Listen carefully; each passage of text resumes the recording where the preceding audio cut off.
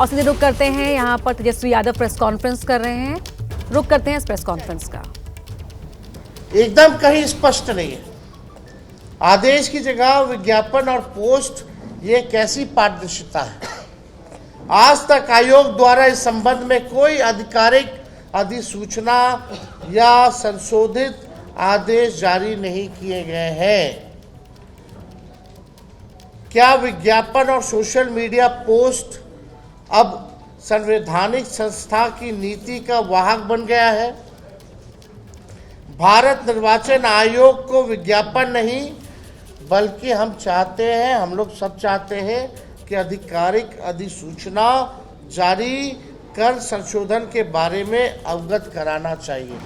यानी आप आदेश निकालिए, सोशल मीडिया में डालने से, विज्ञापन देने से थोड़ी होता है। आप आदेश क्यों नहीं जारी कर रहे हैं? अगर आप विज्ञापन जारी कर रहे हैं तो आपको अगर करना ही है, मन ठीक है, अगर आप गलत नहीं करना चाह रहे हैं तो आप आदेश क्यों नहीं निकाल रहे हो? हर घंटे नियम जो है, निर्देश बदले जा रहे हैं, एकदम मजाक बना लिया गया है। बिना दस्तावेज फॉर्म जमा कराना, क्या यह रणनीति है या शंका को उत्पन्न करता है कि दस्तावेज के बिना फॉर्म इकट्ठा कर लेना और बाद में राजनीतिक प्राथमिकताओं के अनुसार कुछ नाम हटा देना या छांट देना? क्या ये जन भागीदारी की सुविधा है या पूर्ण नियोजित योजना है? आयोग ने यदि वाकई मतदाताओं की सुविधा को ध्यान में रखते हुए लचीलापन लाया है तो इस पर विधिवत आदेश जारी करे। यदि नहीं तो इस प्रक्रिया को संवेदनशील और सत्तानुकूल हेरफेर का जरिया न बनने दे। छठा, आयोग की विश्वसनीयता पर जो है संकट है। ऐसा विरोधाभासी बयानों से आम जनमानस में अविश्वास पनप रहा है।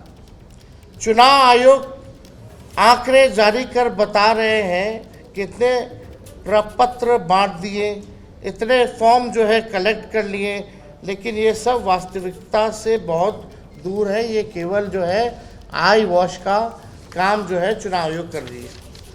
पटना निर्वाचन आयोग में मीटिंग में हमने कुछ सवाल जो है रखे थे। पहला सवाल हम लोगों ने रखा था, क्या भारतीय निर्वाचन आयोग को केवल वही 11 दस्तावेज स्वीकार करने का विशेषाधिकार प्राप्त है? दूसरा, सरकार द्वारा जारी अन्य दस्तावेज जैसे Aadhaar card, ration card, MNREGA card, job card इत्यादि मतदाता सूची पुनरीक्षण प्रक्रिया में अस्वीकार्य क्यों है? मतलब इन कार्डों को, आधार कार्ड हो, जॉब कार्ड हो, मनरेगा कार्ड हो, राशन कार्ड हो, इसको आप लोगों ने इंक्लूड क्यों नहीं किया, एक्सक्लूड क्यों किया? आधार कार्ड जारी करते वक्त सरकार आपकी आंखों की पुतली, फिंगरप्रिंट सहित पहचान और आवास के कई दस्तावेज मांगती है। जब आप आधार कार्ड बनवाते हैं तो आपका फिंगरप्रिंट भी लगता है, आपका आँख का पुतली का भी लगता है, आपका एड्रेस का भी प्रूफ लगता है, तब जाकर के जो है आधार कार्ड की ज़रूरत होती है। अब हम चाहेंगे कि एक बार आप देखिए आधार कार्ड वाला, ये बड़ा इंटरेस्टिंग है। आप लोगों के समक्ष हम आधार कार्ड के बारे में हम बता दें। इलेक्शन कमीशन का जो फॉर्म है, फॉर्म 6, अभी भी इसमें आधार कार्ड इंक्लूडेड है, लेकिन बिहार में इसको एक्सक्लूड क्यों किया गया? ये आज तक, अभी तक का नोटिफिकेशन है, पढ़िए।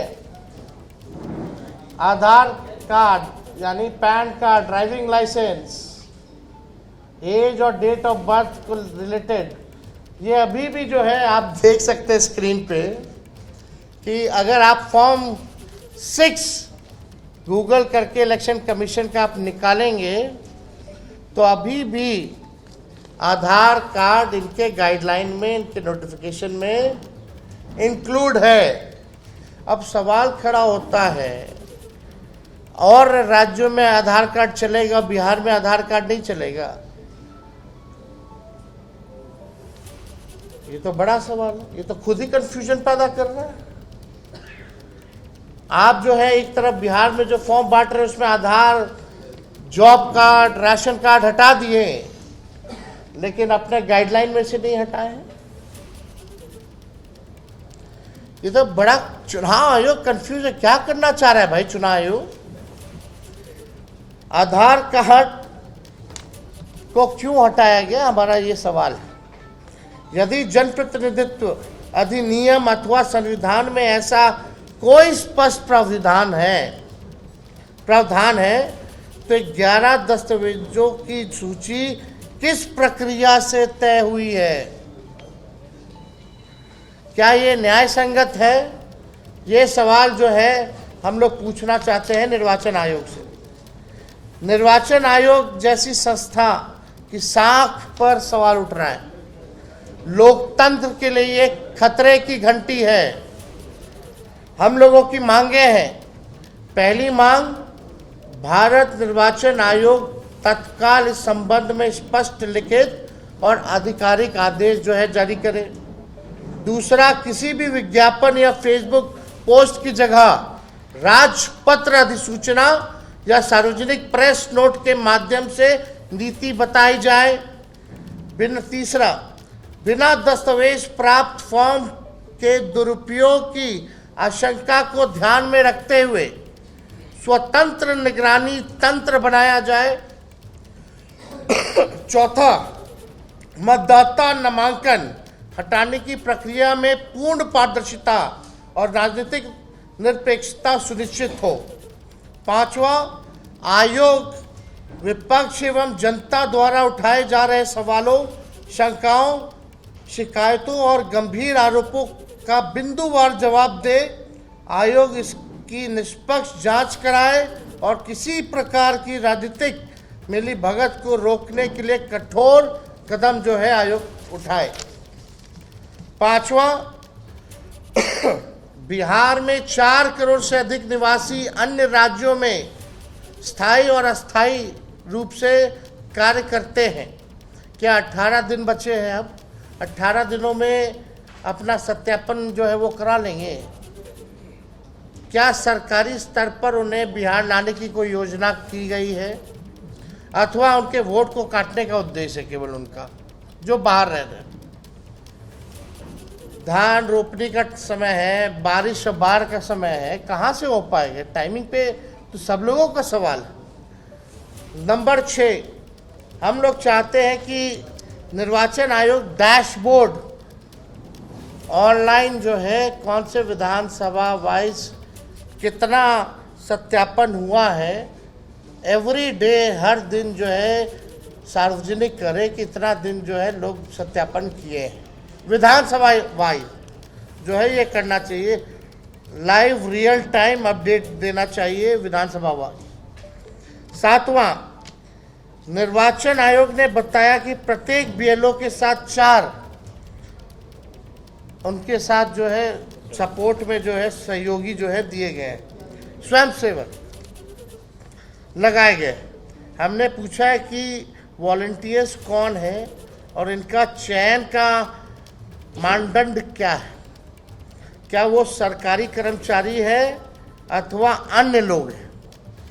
यानी स्वयंसेवकों की भी सूची प्रकाशित करें ताकि सभी लोग उनका सत्यापन कर सके।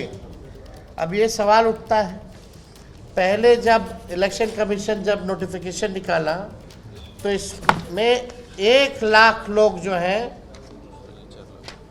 पहला, एक मिनट, दूसरा ये दिनांक 28/6/25 का है नोटिफिकेशन। इसमें बोला गया कि 1 लाख लोग लगाए गए। चलिए, ये नोटिफिकेशन 28 तारीख का है, 28/6 ये, और ये है 3/7 का, यानी ठीक 5 दिन बाद इसमें है कि 4 लाख लोग लगे हैं। अब मेरा सवाल है कि ये जो वॉलंटियर्स रूप से जो कर रहे हैं, इनका मापदंड क्या रखा गया है? ये सरकारी हैं या गैर सरकारी लोग हैं जो वॉलंटियर्स हैं?